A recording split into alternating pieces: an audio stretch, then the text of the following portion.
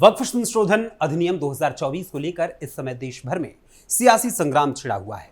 एक ओर जहां कल यानी 17 मार्च को मुसलमानों को भड़काते हुए एआईएमआईएम चीफ असदुद्दीन ओवैसी ने all India Muslim personal law board के साथ मिलकर दिल्ली के जंतर मंतर पर धरना प्रदर्शन किया, जमकर नारेबाजी की, तो वहीं दूसरी ओर वक्फ संशोधन विधेयक के खिलाफ हुए धरना प्रदर्शन का सियासी बयानों को लेकर एक अलग ही माहौल भी तैयार रहा और सियासी बयानबाजियों के साथ सरकार को धमकियां भी इसको लेकर काफी ज्यादा मिली। आखिर क्या कुछ बयान आए वक्फ संशोधन अधिनियम को लेकर हो रहे विरोध में हो रहे धरना प्रदर्शन को लेकर, आपको बताएंगे विस्तार से हमारे खास प्रोग्राम टर्निंग पॉइंट के आज के इस अंक में। नमस्कार, वंदे मातरम, कैपिटल टीवी देख रहे हैं आप और मैं हूं आपके साथ Akhilesh Pandey. All India Muslim personal law board ने वक्फ संशोधन विधेयक के खिलाफ मंगलवार को दिल्ली के जंतर मंतर पर जमकर धरना प्रदर्शन किया। All India Muslim personal law board ने इस बिल को वापस लेने की मांग की है, तो वहीं केंद्र सरकार के नेताओं ने साफ कर दिया है कि ये देश कानून के हिसाब से ही चलेगा। माना यह जा रहा है कि सरकार मौजूदा बजट सत्र के दूसरे भाग में वक्फ विधेयक संसद में पेश कर सकती है, लेकिन इस विधेयक के पेश होने से पहले ही all India Muslim personal law board ने इस पर बवाल करना शुरू कर दिया है। All India Muslim personal law board ने दी धमकी। वक्फ संशोधन विधेयक 2024 के विरोध में धरना प्रदर्शन करने वाले all India Muslim personal law board ने केंद्र सरकार को धमकी दी है और कहा है कि इसके लिए कोई भी कुर्बानी देनी है तो वो हम देकर ही रहेंगे। दरअसल all India Muslim personal law board के उपाध्यक्ष उबैदुल्लाह आजमी ने कहा, हमारे सभी मजहबी मामलों की हिफाजत की जिम्मेदारी भारत का संविधान देता है। जैसे हमारे लिए नमाज और रोजा जरूरी है, वैसे ही हमारे लिए वक्फ की हिफाजत भी जरूरी है। सरकार को चाहिए था कि वो वक्फ की जमीन को खुर्द बुर्द करने वालों के खिलाफ एक्शन लेती, लेकिन सरकार ने वक्फ पर कब्जा करने के लिए ही कानून बना दिया। भारत को हमने ताबेदारी की बुनियाद पर कबूल नहीं किया, बल्कि वफादारी की बुनियाद पर किया। हिंदुस्तान किसी के बाप की जागीर नहीं है, हमने हमेशा के लिए कुर्बानी दी है। अगर इस बिल को अभी वापस नहीं लिया जाता है तो all India Muslim personal law board के नेतृत्व में पूरे देश के मुसलमान हर वो कुर्बानी देने को तैयार हैं जो देश उससे मांगेगा। मतदान मतलब वोट की खैरात। हमारी खैरात से पीएम बनो, गृह मंत्री बनेंगे और हमें ही परेशान करोगे, ये सहा नहीं जाएगा। वहीं दूसरी ओर मुसलमानों को भड़काने वाले और अक्सर हिंदुओं के खिलाफ जहर उगलने वाले एआईएमआईएम चीफ असदुद्दीन ओवैसी ने भी इस मामले पर अपनी प्रतिक्रिया दी है। उन्होंने क्या कुछ कहा है, अब जरा वो भी जान लीजिए। दरअसल एआईएमआईएम चीफ असदुद्दीन ओवैसी ने वक्फ संशोधन विधेयक 2024 के खिलाफ धरना प्रदर्शन करने के लिए आज से 2 से 3 दिन पहले भी एक वीडियो जारी किया था, जिसमें जमकर मुसलमानों को भड़काया था। और अब जब धरना प्रदर्शन 17 तारीख को हुआ तो उस धरना प्रदर्शन में उन्होंने कहा, मोदी की हुकूमत जो बिल ला रही है उसका मकसद एक ही है कि मंदिर और मस्जिद के नाम पर फसाद होते रहें। दिल्ली में वक्फ की 130 संपत्ति है, जिसके बारे में कहते हैं कि सरकार की जमीन है। ये बिल पास हुआ तो किसी भी जमीन को कहेंगे कि ये सरकार की जमीन है। इस बिल का मकसद है कि मस्जिद और मदरसों को छीनना। चंद्रबाबू नायडू और नीतीश कुमार से कहेंगे ये बिल अगर पास होगा तो आपकी वजह से होगा। देश की अमन चैन खराब होगी तो उसके लिए सरकार जिम्मेदार होगी। ये असंवैधानिक है। एआईएमआईएम चीफ असदुद्दीन ओवैसी के अलावा कई अन्य राजनीतिक दलों और मौलानाओं की ओर से भी वक्फ संशोधन विधेयक का विरोध करते हुए बयान जारी किए गए हैं। इसी क्रम में बीजेडी से मुजिबुल्लाह खान ने कहा कि हमारे नेता नवीन पटनायक ने हमें कहा है कि हम इस बिल का विरोध करें। हम सरकार से कहना चाहते हैं कि हमारे धर्म में आप क्यों घुसना चाहते हैं। हमारे शरीयत में जो घुसना चाहते हैं उनको हम कहना चाहते हैं कि इससे यानी इसमें मत घुसें, इसको बर्दाश्त नहीं करेंगे। हम तो कुछ नहीं करेंगे, लेकिन अल्लाह आपको मार देगा। भाईचारे को बर्बाद न करें। वहीं गौरतलब है कि जहां एक तरफ ये बीजेडी के नेता भाईचारे को बर्बाद न करने की बात कर रहे हैं, दूसरी तरफ मारने तक की धमकी दे रहे हैं। वहीं इसके अलावा सीपीआईएमएल के नेता दीपांकर भट्टाचार्य हैं, जिन्होंने इस विधेयक का विरोध किया है और इस विधेयक के विरोध में मीडिया से हुई बातचीत में उन्होंने कहा, जिस सवाल को लेकर आप लोग इकट्ठा हुए हैं वही सवाल हमारा भी है। जिस तरह देश में बुलडोजर राज चल रहा है, उसी तरह से इस बिल पर बुलडोज करने की कोशिश हो रही है। इस देश में जमीन पर नजर है, किसान आंदोलन भी जमीन बचाने के लिए ही था। आप इस बिल को भी जमीन बचाने की लड़ाई समझें। हमने यूके में यूनिफाइड सिविल कोड के मामले में सरकार की दखल अंदाजी देखी है। अगर हमने सरकार को एक जगह घुसने का मौका दे दिया तो सरकार हर जगह घुसेगी। हम आप लोगों के साथ हर कदम पर हैं। यह संविधान बचाने का सवाल है। ये हमें डराना चाहते हैं, हम डरने वाले नहीं हैं। इसी क्रम में कांग्रेस सांसद इमरान मसूद ने तो खून तक बहाने की बात करते हुए कहा कि जिस तरह से वक्फ कानून लाकर कानून की धज्जियां उड़ाने की कोशिश की जा रही है, उसकी लड़ाई में हम आपके साथ हैं। जहां खून की जरूरत होगी वहां खून देंगे।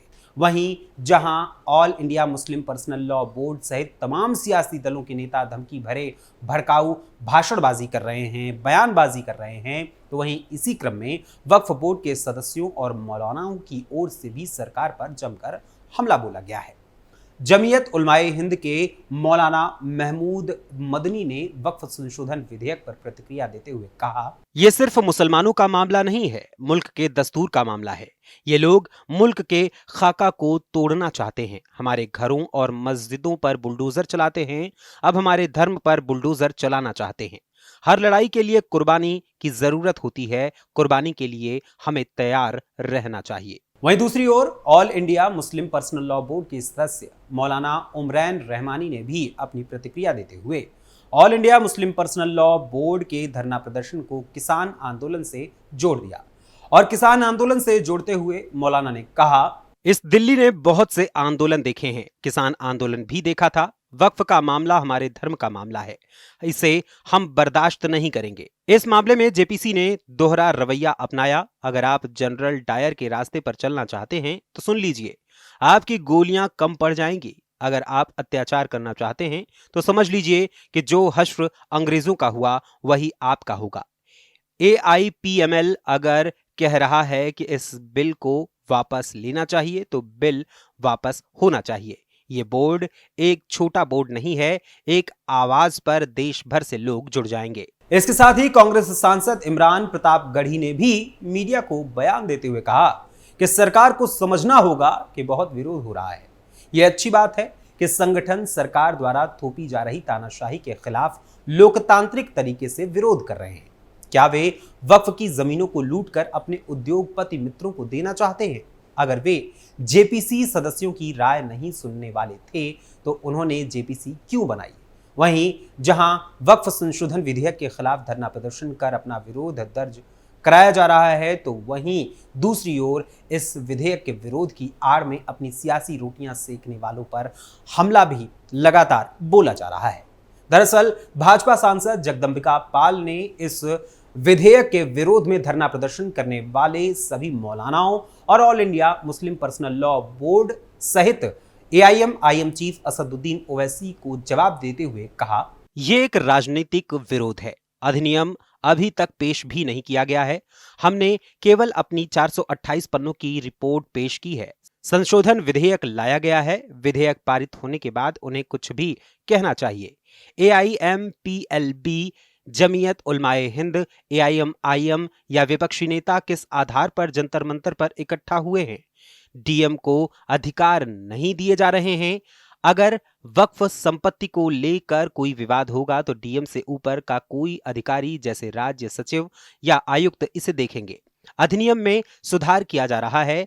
वे देश को गुमराह कर रहे हैं। कोई भी वक्फ की जमीन नहीं छीनने वाला है। अगर कोई वक्फ की जमीन बेच रहा है तो वो वक्फ के लोग ही हैं। संशोधन वक्फ की जमीन की बिक्री पर रोक लगाएगा और गरीबों को फायदा पहुंचाएगा। वहीं दूसरी ओर भाजपा नेता प्रदीप भंडारी ने all India Muslim personal law board पर हमला बोलते हुए कहा कि all India Muslim personal law board ने साबित कर दिया है कि वो कांग्रेस की बी टीम है और ये भी स्पष्ट कर दिया है कि वो भारत की एकता और अखंडता के लिए खतरा है। वक्फ संशोधन अधिनियम किसानों, गरीब मुसलमानों और दलितों के अधिकारों और बाबा साहेब डॉक्टर भीमराव अंबेडकर के संविधान को लागू करने के बारे में है। सुप्रीम कोर्ट ने फैसला दिया है कि सड़क पर धरना देना असंवैधानिक है और कानून किसी भी असंवैधानिक काम से पूरी तरीके से निपटने के लिए कानूनी तौर पर ही तैयार है। फिलहाल जिस तरीके से देश के मुसलमानों को all India Muslim personal law board बरगला रहा है और तमाम तरीके की बातें कर रहा है, और AIM चीफ असदुद्दीन ओवैसी भी मुसलमानों के लिए ऐसे ऐसे शब्दों का इस्तेमाल कर रहे हैं जिसके जरिए उनके भीतर भड़काऊ भाषणबाजी का असर हो और वो भड़क जाएं और देश भर में अमन चैन शांति जो बनी हुई है वो पूरी तरीके से समाप्त हो जाए, यही वो चाहते हैं।